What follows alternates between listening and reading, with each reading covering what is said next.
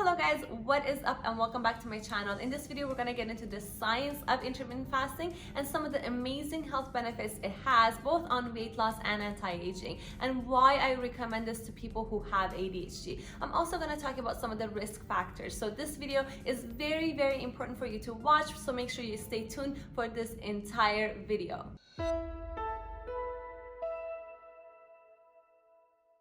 By the way, if you're already here, make sure you support my channel. My channel is all about health, nutrition, and weight loss, and I've already lost over 45 pounds, and I'm excited to share all of the knowledge that I've gained in the past years. I've actually just finished a certificate online with Stanford University and also gained a lot of knowledge that I'm excited to share with you guys right here in this video and more videos to come. So don't forget to subscribe. Thank you so much. It really means a lot. Okay guys, let's talk about who is intermittent fasting for. I think if you are struggling with binge eating and you don't have a lot of discipline when it comes to your diet, I think this is gonna help you a lot because it has a switch on and off button. You know exactly what you're eating and you know when you're not eating. And during the time that you're not eating, you're not binge eating. So that's gonna help you out a lot if you're just starting out. As most of you guys already know, intermittent fasting and fasting in general has a lot of anti-aging benefits. So if you're over the age of 40, you must consider fasting once in a while at least. They use very extreme fasting techniques to cure diabetes, arthritis, and a lot of diseases that are caused by inflammation, because fasting has shown that it does reduce inflammation in the body. So this is something that I'm gonna go over a little bit later in this video as well. Who is intermittent fasting is not for? It's definitely not for people who already have slowed down their metabolism by being in caloric deficit for a long time. So if you're the type of person who've been starving yourself and you've been really eating under what your caloric requirement is, this is not for you. It's also not for people who have really bad eating habit, like people who have a lot of chocolate, pizza, and soda and things like that. I think you should clear that out of your system first before you start intermittent fasting, and I'm going to explain to you why I say that later in this video. It's also not recommended for people who have a history of eating disorder like anorexia, so you shouldn't really try anything like that because it restricts you and it doesn't let you eat for a really long time, and it might bring back the memories and the habits that you used to have in the past. So let's talk about the science of intermittent fasting. A lot of people think intermittent fasting is a fad diet that just came out and now everyone's doing it. But honestly, our bodies are used to intermittent fasting. That's how we were evolved before the 1800s, especially in Canada and US, because that's when they introduced the 3-meal system. Before that, we had food whenever we had access to it, and maybe we wouldn't eat for a couple of days or maybe a day until the next day we had food available. In the past, in our ancestors, they used to hunt and gather and eat, and then they would go without food for a couple of days. So our bodies are very well adapted to the system. It's not a new fad diet, it's just how we were built before all of these industries forced us to be eating so much constantly. Within the first 3 hours that you eat, your glucose levels are really high in your blood. Insulin is working really hard to turn that glucose into energy. That's your blood sugar. So the blood sugar is going to be turned into energy for any immediate activity that you're doing at the moment. If you don't need that energy, what insulin is going to do is that going to help your body to actually store it into your muscles and cells and liver for later use. So after the 3 hours, your blood glucose level is going to start going down. When it starts going down, since your body's favorite fuel is glucose, at the 18th hour, your glucose level is going to be really low. So your body is going to start a process called glucogenesis. Glucogenesis is basically a way of your body producing glucose from non-carbohydrate sources. So when your blood sugar drops lower, when you're fasting or you're going through a starvation period, your body starts the glucogenesis process to be able to keep your blood glucose levels normal. So between the 36th and the 48th hour of your fast is actually when the anti-aging benefit kicks in. This happens because of the process called lipolysis. Lipolysis is when the fat actually gets completely broken down into glycerol and 3 fatty acids, and as a result of some of the other reactions that happen during this process, a lot of metabolites like leucines are produced. When you age, leucine levels are actually going to go down. So when you actually get leucine and some of the other metabolites that we're going to talk about in future videos are gonna go up. So that will help with anti-aging, right? So it's just gonna be the opposite effect. And it also lowers your IGF-1 hormone. IGF-1 is actually a hormone that is gonna cause rapid aging. So lowering that is gonna have anti-aging benefit. So these are the reasons why fasting could have anti-aging effects, and it only happens after the 36-hour time. A lot of people ask if anti-aging is gonna have visible anti-aging benefits, like in terms of your skin and the way you look, especially women ask that question. So most of the anti-aging benefits that come from intermittent fasting are usually, related to your cardiovascular system, are gonna prevent you from getting diseases that come with age, such as arthritis, dementia, but it also will have some benefits in terms of your skin, because during this process, a lot of your cells die. A lot of your damaged cells and some of the healthy cells are going to die during the fasting process. Basically, right after you're done fasting, after 36 or 48 hours, is the refeeding time. Is really, really important, because that's when you're gonna repair those cells. So you have to make sure you're very knowledgeable about nutrition. You know exactly what you're putting in your body, what you're eating, what you need to be eating in order to be able to repair those cells the best as you could. So if you're not eating enough calories, if you're not eating the right calories, then you're not going to be rebuilding those cells properly. So it might actually have adverse effects, so you have to be really conscious of that. As a little tip, I wanted to jump in here and tell you that fasting shouldn't be hard, not as hard as you think. A lot of people can fast for 36 hours, 48 hours, and it's not a problem. You can even work out in between, but it doesn't happen overnight. It takes probably a year for you to be able to transition to those capabilities. So if that's something that you want to start, either talk to a nutritionist, you can also book an appointment with me down below and I can help you out with it. So let me know, and maybe just take your time with it. Start with 12 hours and then do 16 hours and then 20 hours for a while, and see how your body does, and see if you can push beyond that. Okay,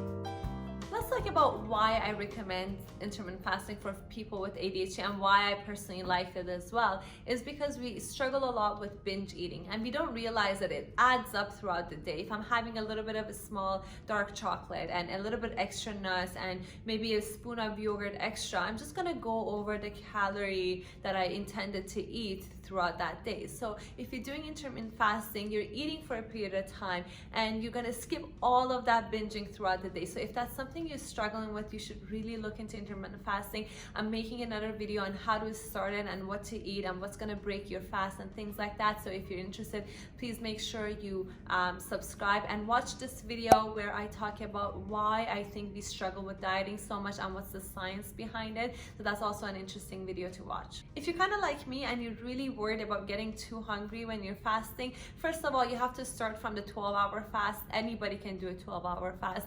And then you have to work your way up, as I mentioned. But after 3 to 4 days, you actually get used to the feeling. Basically, the hunger is not gonna go away, but it's not gonna be intolerable. What I want you to really take notice is that there has been a lot of research on intermittent fasting and alternate fasting and things like that, which I'm gonna talk about in future videos.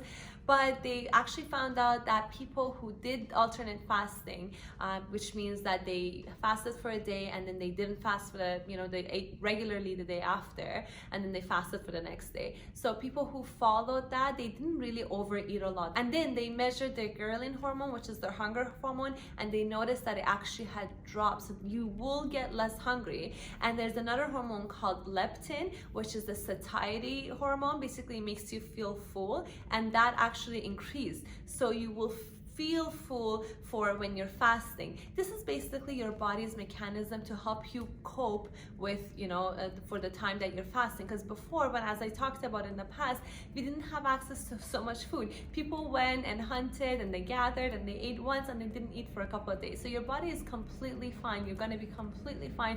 Don't worry about it. Nothing bad is gonna happen if you're doing 12 or 16 hours of fasting. You have to be careful if you're gonna go past 48 hours. It has to be supervised by a doctor, but anything before 48 hours, you're gonna be completely fine, I promise you. As always, take my advice with a grain of salt and always consult with your doctor before starting a new diet.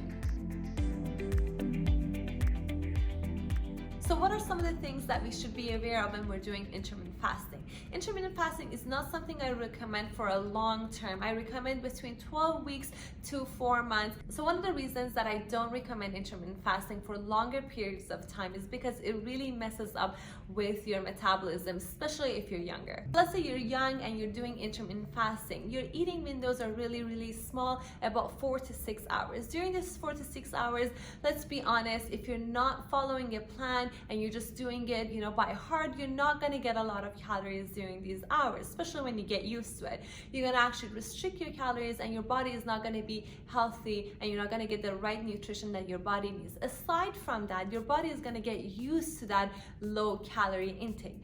As you age, your body's caloric needs is also going to drop. But because your body is so used to the low calories, you're going to start putting on weight. And what are you going to do? Eat less than 1,800 calories a day that you're eating right now? Then that's basically starving yourself. And you're going to have a lot of health problems. So especially when you're younger, you have to pay attention to how much calories you're eating during that window. Don't restrict it for too long because your body is going to get used to those lower calories and you're going to put on weight as you age and you get older. And as evidence, a lot of religions such as Buddhism, Christianity, Judaism, and Islam have fasting. They usually do it for strict periods of time, for a month or 10 days, and then they stop doing it, and they do it a couple of times a year. So let's talk about what we should eat during our refeeding window to make sure we get all the good nutrition that we need to live the healthiest life for us. First of all, I have a program that talks about how to add nutritious and brain foods to our diet and how to remove really bad foods. It's right in the description. Make sure you download it. It basically guides you through changing your diet and getting rid of bad food. And if you wanted to book an appointment with me, it's free. It's a 30-minute consultation. It doesn't cost you anything. You can also do that, the link in the description below. But let's talk about what we should be eating briefly after we finish our fasting time. The first thing you want to eat is a little bit of salt. Why? Is because your body is very dehydrated because you lose a lot of electrolytes when you're fasting. Salt basically hydrates your cell and brings that water back into your cells. It doesn't really break your fast, but it basically gets your body ready to absorb all the nutrition in your food. There's some really important foods that you really need to consider when you're refeeding your body, such as healthy fats. Those are the most important. So you want to have a lot of fatty fish, avocado, nuts, and you also want to make sure that they're wild caught and very the healthiest organic options that you can find. Because your cells are damaged and dying, you want to be able to refeed them with the best nutrition possible. Next thing you got to make sure you pay attention to is to keep a good balance between omega-6 and omega-3s, a ratio of 4:1. There's a video here right again about fats and what kind of fats you should be eating, so that's something you can check out. It's also in my program as well. In terms of carbs, if you really want to have it, especially if you have ADHD, I think whole wheat and oats and things like that are really good to have with with your food during your refeeding time. Some of the carbs are also listed in this video. You could check those out. They're really good to add to your diet, and it helps you with a lot of energy and clarity of mind. One thing I really wanted to beg you guys not to do is to really don't break your fast with processed food, because it's not gonna only damage your health and damage your cells, it's also gonna cause a lot of inflammation and it's gonna cause a lot of health problems in the future. So please, if you're considering having processed food like pizza or any other kinds of processed food, make sure you fast afterwards so you give your body time to digest it and gets rid of the toxins. Always try to break your fast with the most nutritious food that you have access to, with healthy fats and carbs. And if you're gonna really go for weight loss, make sure you get rid of the carbs as much as you can and have lots of fat. I will talk about this in my future videos. Please make sure you subscribe to my channel. And thank you so much for watching this video. Thank you for subscribing, and thank you for being a part of my YouTube journey. I'm so glad and honored to have you guys joining and subscribing to my channel. It makes me really happy and motivated to make more videos for you. Thank you, and see you in the next video. Bye.